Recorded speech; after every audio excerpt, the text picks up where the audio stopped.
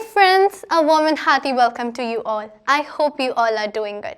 So सबसे पहले मैं आपको ये बता दूं कि आज है इस चैप्टर की यानी कि हमारे 10th चैप्टर की लास्ट एंड फाइनल वीडियो, क्योंकि हमारा रह गया है सिर्फ एक टॉपिक जिसका नाम है एक्सपोर्ट प्रोसीजर। पिछली वीडियो में हमने समझा था इंपोर्ट प्रोसीजर क्या होता है, वो कैसे चलता है, किन किन चीज़ों की ज़रूरत पड़ती है, क्या क्या कस्टम के चार्जेस और क्लियरेंसेस को हमें लेना पड़ता है, कितनी मेहनत लगती है एक इम्पोर्टर को सामान मंगाने में। सो अब हम बात करेंगे एक्सपोर्टर के पॉइंट ऑफ व्यू से कि एक एक्सपोर्टर को भी कितनी मेहनत लगती है किसी भी चीज़ को एक्सपोर्ट करने में। So let's begin.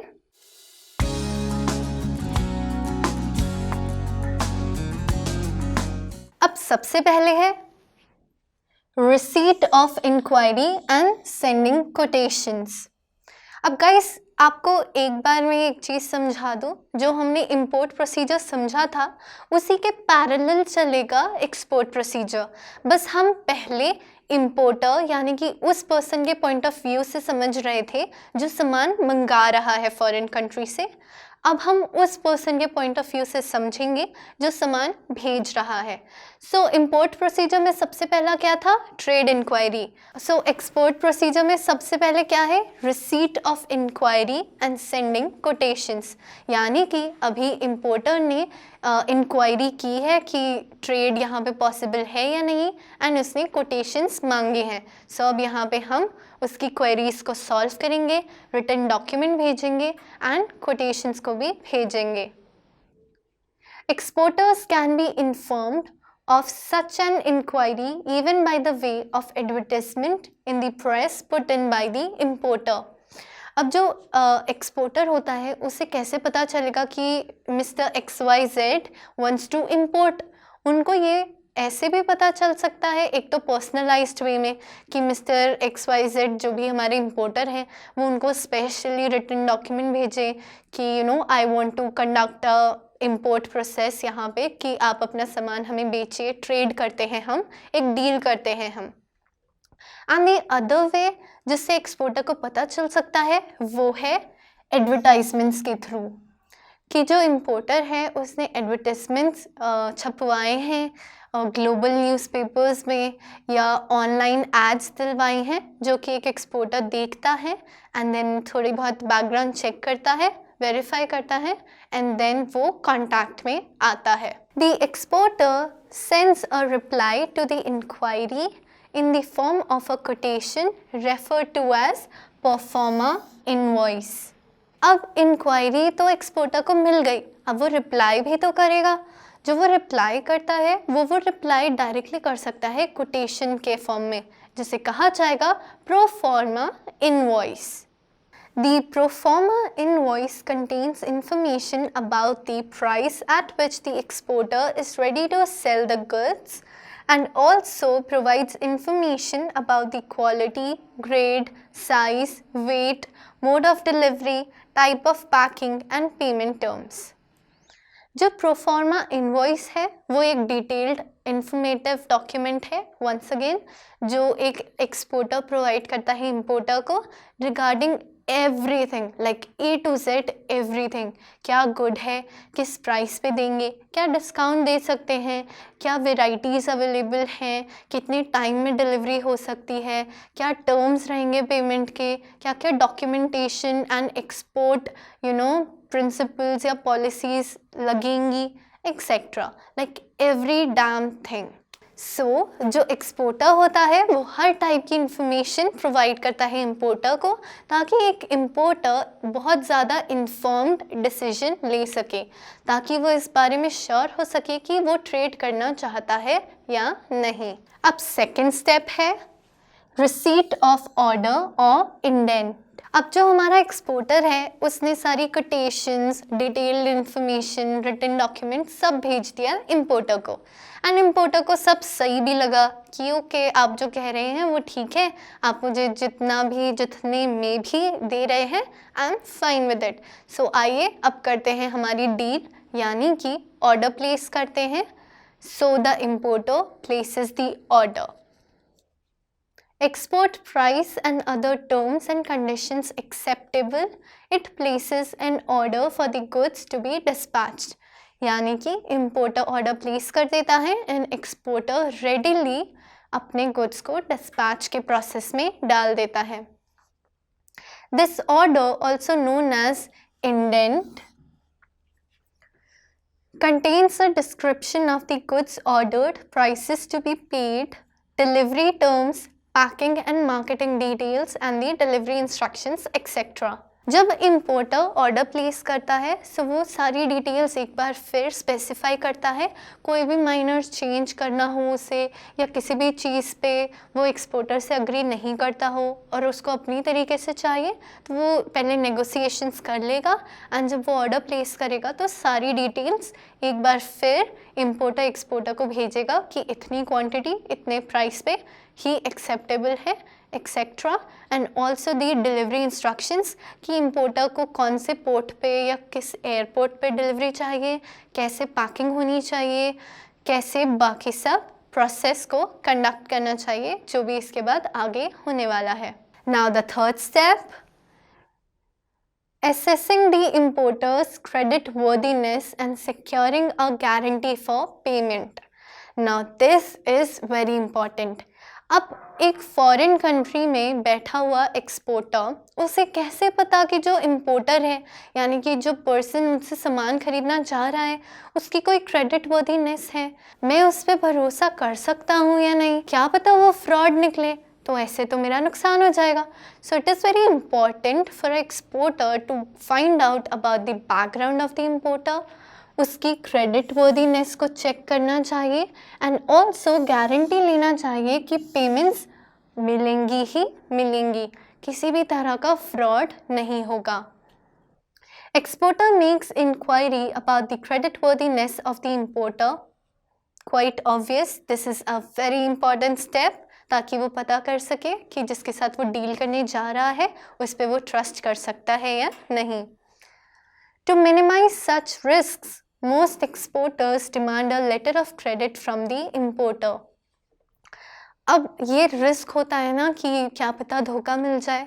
अब इस रिस्क को मिनिमाइज करने के लिए यानी कि कम करने के लिए यानी कि उसको एलिमिनेट करने के लिए जो एक्सपोर्टर होता है वो डिमांड करता है letter of credit from the importer. अब लेटर ऑफ क्रेडिट हमने गाइस पढ़ा था इंपोर्ट प्रोसीजर में. लेटर ऑफ क्रेडिट होता है एक क्रेडिट वर्दीनेस को डिफाइन करता हुआ लेटर फ्रॉम द बैंक जिसमें बैंक ये स्टेट करता है कि हाँ this person the potential importer is fine, he has a good history and somewhat like that. मतलब in short the bank means to say to the exporter कि हाँ it's okay to deal with this person, you can happily engage in a deal. A letter of credit is a guarantee issued by the importer's bank that it will honor the payment up to a certain amount of export bills to the bank of the exporter. And guys जो bank का letter of credit होता है वो ये सब तो define करता है कि क्रेडिट वर्दीनेस तो है ही, और ये लेटर ऑफ क्रेडिट ये भी बताता है कि जो भी इम्पोर्टर ने आपको पेमेंट प्रॉमिस किया है वो उसको ऑनर करेंगे and up to a certain extent वो पहले ही एक्सपोर्टर की बैंक में डलवा देंगे ताकि एक्सपोर्टर को ये ट्रस्ट हो जाए कि ये इम्पोर्टर किसी भी तरह का फ्रॉड नहीं करेगा. एंड आज की डेट में एडवांस पेमेंट तो हर ट्रेडर ही मांगता है. So this is somewhat a sort of guarantee कि ये ट्रेड पूरा ढंग से कंप्लीट हो पाएगा. अब हमारा फोर्थ स्टेप है इंपोर्टिंग एक्सपोर्ट लाइसेंस. अब जैसे कि एक इम्पोर्टर को इंपोर्ट लाइसेंस की ज़रूरत पड़ती है वैसे ही ज़रूरत पड़ती है एक एक्सपोर्टर को एक्सपोर्ट लाइसेंस की, especially in India. Export of goods in India is subject to custom laws, which demand that the export firm must have an export license before it proceeds with the exports. जो India में exports होते हैं they are subject to custom laws यानी कि there are certain laws governing those export. आप ऐसे ही कुछ भी आपका दिल चाहा तो एक्सपोर्ट नहीं कर सकते हैं। And then also one must obtain an export licence from the government. अब ये एक्सपोर्ट लाइसेंस के बिना जो एक्सपोर्ट का प्रोसीजर है वो गवर्नमेंट होने नहीं देती है। Prerequisites for getting an export licence, जो एक्सपोर्ट लाइसेंस है उसको पाने के लिए भी कुछ प्री रिक्विजिट्स होते हैं। आइए जानते हैं वो क्या क्या है।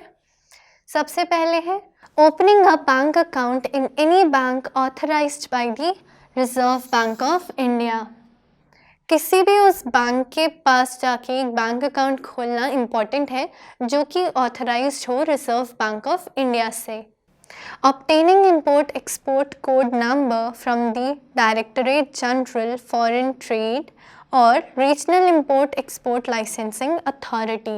अब यहाँ पे थोड़ी सी कॉम्प्लेक्स टर्म्स है गाइस, सो आपको इनको समझने की एंड याद करने की बहुत ज़्यादा ज़रूरत नहीं पड़ेगी। आपको बस इनके टर्म्स को याद करना है, मीनिंग में आपको बहुत ज़्यादा फंसने की ज़रूरत नहीं पड़ेगी। सो सबसे पहले है import export code number.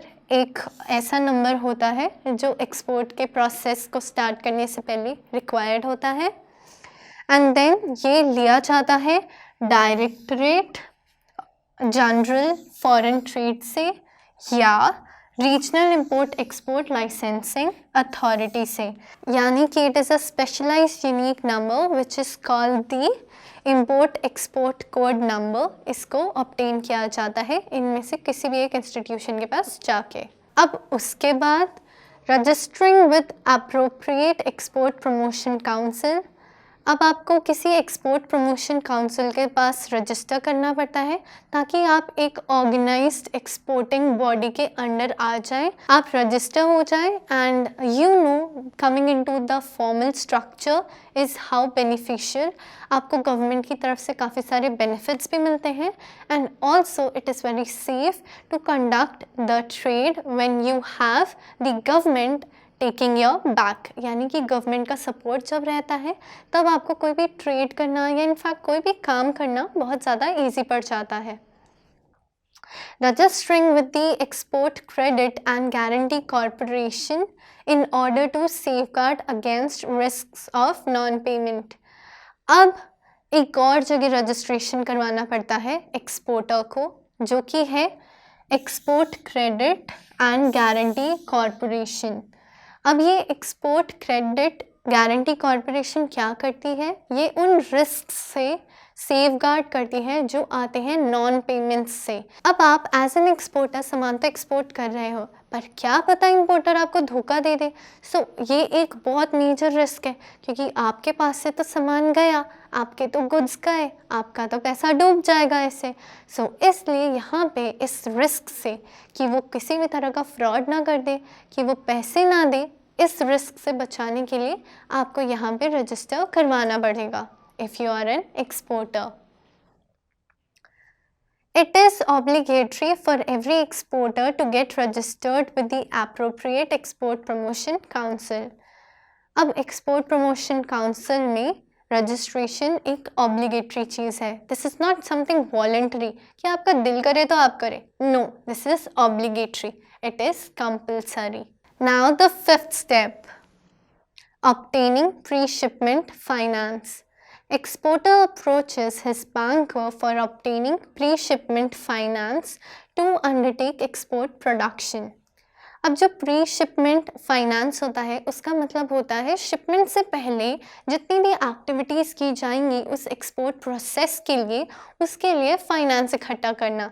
Now guys you know, किसी भी प्रोसेस या किसी भी ऑपरेशन को कंडक्ट करने के लिए पैसों की तो ज़रूरत पड़ती ही है, तो इस पैसे को अरेंज करना भी बहुत इम्पॉर्टेंट है, specially while you are into an international business, क्योंकि तब आपको सारी चीज़ों को बहुत ज़्यादा अच्छे से ध्यान रखना पड़ता है, क्योंकि एक तो ये आपकी रेपुटेशन का सवाल है, दूसरा ये आपकी कंट्री की रेपुटेशन का सवाल है and also the government is watching you like a hawk. So it is very important कि आप सारी चीज़ें बहुत केयरफुली करें एंड अपना फाइनेंस टाइमली एक्यूमुलेट कर लें। Pre-shipment finance is the finance that the exporter needs for procuring raw materials and other components processing and packing of goods and transportation of goods to the port of shipment. अब जो pre shipment finance है उसकी ज़रूरत various कामों के लिए होती है।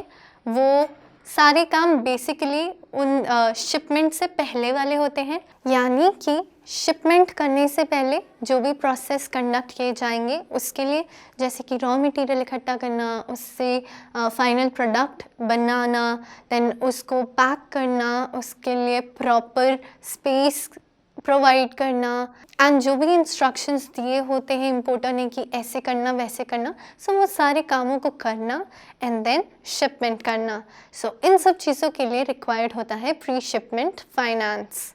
Now the next is production and procurement of goods. अब हमने फाइनेंस तो इकट्ठा कर दिया, अब गुड्स को प्रोड्यूस भी तो करना पड़ेगा।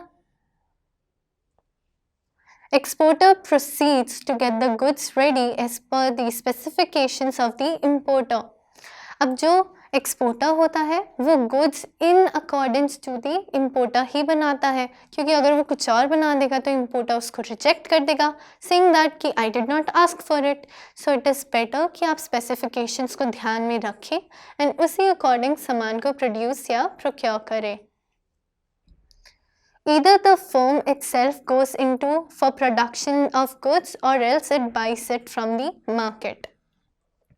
अब मोस्टली इट इज़ बेटर कि जो एक्सपोर्टर होता है वो सामान को खुद ही प्रोड्यूस करे, बट अगर ऐसा नहीं होता है so it is quite okay कि वो बाय करे अपनी लोकल मार्केट से या अपने पार्टनर फर्म से या कलीग फर्म से वो सामान को बाय करे एंड देन वो एक्सपोर्ट का प्रोसेस कंडक्ट करे। अब सामान भी बन गया, अब कौन सा स्टेप आता है? अब स्टेप आता है प्री शिपमेंट इंस्पेक्शन का। Compulsory inspection of certain products by the competent agency as designated by the government. अब जब प्री शिपमेंट इंस्पेक्शन होती है ना guys, it is quite compulsory as it is done by the officials in order to ensure कि कोई भी illegal सामान country से बाहर दूसरी कंट्री में ना जाए। The government has passed export quality control and inspection act 1963 for this purpose and has authorized some agencies to act as inspection agencies. जो गवर्नमेंट है उसने इस इंस्पेक्शन को कंपलसरी एंड लीगल बनाते हुए एक एक्ट पास किया है in 1963 and also it has assigned and collaborated with certain agencies जिनको इंस्पेक्शन एजेंसीज कहा जाता है, जो इस इंस्पेक्शन के प्रोसेस को कंडक्ट करते हैं। The pre-shipment inspection report is required to be submitted along with the other export documents at the time of the exports. अब जो एक्सपोर्ट के इम्पॉर्टेंट डॉक्यूमेंट्स होते हैं उसमें इस प्री शिपमेंट इंस्पेक्शन की भी एक रिपोर्ट जाती है। जो भी एजेंसीज या ऑफिशियल्स इन गुड्स की इंस्पेक्शन करते हैं वो एक डिटेल्ड रिपोर्ट लिखते हैं, उसको साइन करते हैं and then they give it to the exporter and the exporter has to submit it with the other export documents to the government so that the export could be finally done, यानी कि the ship can finally sail. Now the 8th step, it is called excise clearance. Excise duty is payable on the materials used in manufacturing goods. Excise duty क्यों दी जाती है? Excise duty इसलिए दी जाती है जो भी मैन्युफैक्चरिंग गुड्स हुए हैं, यानी कि जिन भी गुड्स का मैन्युफैक्चर हुआ है उनसे रिलेटेड पे की जाती है excise duty. The exporter therefore has to apply to the concerned excise commissioner in the region with an invoice. If the excise commissioner is satisfied he may issue the excise clearance.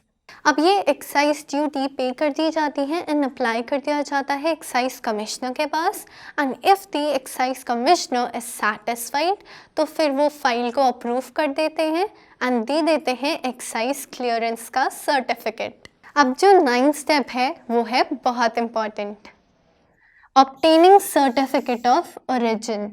For availing trade concessions and other benefits, the importer may ask the exporter to send a certificate of origin. अब जो certificate of origin होता है ना guys, ये सबसे पहले तो मैं आपको याद दिला दूँ, हमने पढ़ा था इंपोर्ट प्रोसेस में भी। ये वो सर्टिफिकेट होता है जो स्टेट करता है कि जो गुड्स हैं वो इस ही पर्टिकुलर कंट्री में प्रोड्यूस किए गए हैं एंड इन पर्टिकुलरली उस एक्सपोर्टर के अंडर प्रोड्यूस किए गए हैं। Now this can also be procured, but यहाँ पे major packaging and finish goods को पॉलिश करने वाला काम, यानी कि a certain level of polishing and packing को उस पर्टिकुलर इंडस्ट्री या फर्म में ही किया जाता है। एंड जब एक एक्सपोर्टर इस सर्टिफिकेट ऑफ ओरिजिन को प्रोवाइड कर देता है इंपोर्टर को, तो उसको काफ़ी ज़्यादा बेनिफिट्स मिलते हैं गवर्नमेंट की तरफ से। The certificate of origin acts as a proof that the goods have actually been manufactured in the country from where the export is taking place. Like I already said, ये guys हमारे date of birth certificate की तरह होता है। आपका date of birth certificate ये mention करता है राइट कि आपका बर्थ कहाँ पे हुआ, like if you are an Indian और नॉट, आप इंडिया में भी अगर पैदा हुए हैं तो आप कहाँ पे पैदा हुए हैं, अगर आप बाहर पैदा हुए हैं लाइक मान लीजिए यूएस में पैदा हुए हैं तो आप यूएस के किस स्टेट में पैदा हुए हैं। So all these details right. So this certificate of origin is somewhat same for the goods. ये बताता है कि ये गुड्स कहाँ पे बने हैं, कहाँ से प्रोक्योर किए गए हैं एंड किस कंट्री को बिलोंग करते हैं। This certificate can be obtained from the trade consulate located in the exporter's country. अब ये सर्टिफिकेट बहुत इम्पॉर्टेंट है, ये तो हम समझ गए, पर ये देता कौन है? ये इशू करते हैं ट्रेड कॉन्सुलेट। ट्रेड कॉन्सुलेट्स एक ऑर्गेनाइजेशन एंड इंस्टीट्यूशन होते हैं जो ये सर्टिफिकेट्स को इशू करते हैं। अब सारा डॉक्यूमेंटेशन एंड पेपर वर्क तो हो गया, अब बारी आती है रिजर्व कराने की स्पेस को शिप में। रिजर्वेशन ऑफ शिपिंग स्पेस, यानी कि उस स्पेस के लिए रिजर्वेशन कराना जहाँ पे सामान को लोड किया जाएगा एंड देन शिप किया जाएगा। The exporting firm applies to the shipping company for provision of shipping space. It has to specify the types of goods to be exported, probable date of shipment and the port of destination. अब जब shipping space को reserve कराया जाता है तो details भी देनी पड़ती हैं कि ये किस टाइप का गुड है, कैसे लेके जाया जाएगा, कब तक चाहते हो आप डिलीवरी एंड कहाँ पे चाहते हो आप डिलीवरी। क्वाइट ऑब्वियस आपको ये इन्फॉर्मेशन तो शिपिंग कंपनी को देनी ही पड़ेगी, तभी वो सामान को एक जगह से दूसरी जगह ले जा सकते हैं। On acceptance of application for shipping, the shipping company issues a shipping order. अब शिपिंग कंपनी को आपने अपनी एप्लीकेशन दे दी कि आपको इतनी स्पेस चाहिए, ये गुड भेजना है, इस डेट तक पहुंचाना है एंड ये पर्टिकुलर है डेस्टिनेशन। तो जब शिपिंग कंपनी इसके बारे में पूरा सोच समझ लेती है कि okay if you are okay with it और नॉट ओके विद इट, तो if they are okay with it वो इशू कर देते हैं एक शिपमेंट ऑफर एंड ऑर्डर जो ये स्टेट करता है कि आपकी स्पेस बुक हो चुकी है, आप अपना सामान लोड करवा सकते हैं।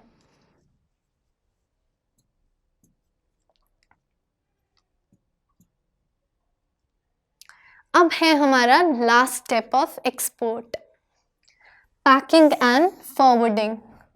The goods are then properly packed and marked with the necessary details such as name, address of the importer, gross and net weight, port of shipment and destination, country of origin, etc.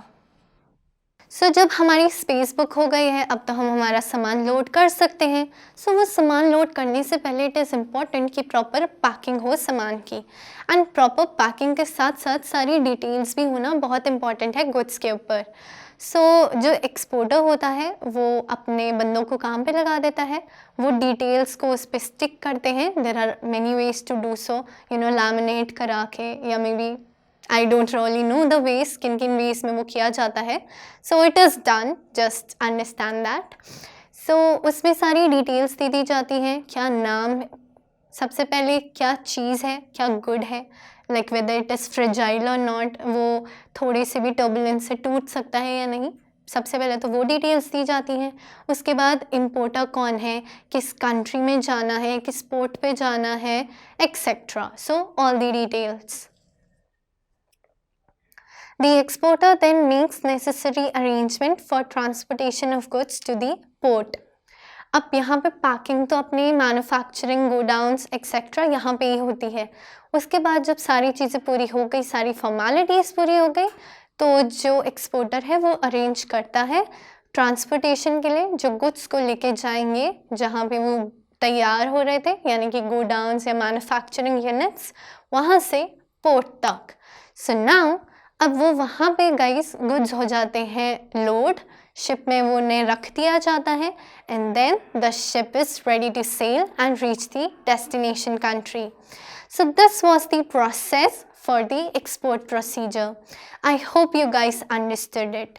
Guys, you can very simply relate it to the import procedure and आप इनको side by side समझ सकते हैं and आपको इनको याद करने की भी ज़रूरत नहीं है.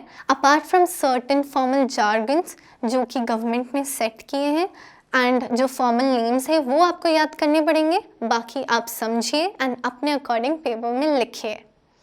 So that's all with our journey that we started 10 chapters ago. I hope you enjoyed my videos. Thank you so much for your support.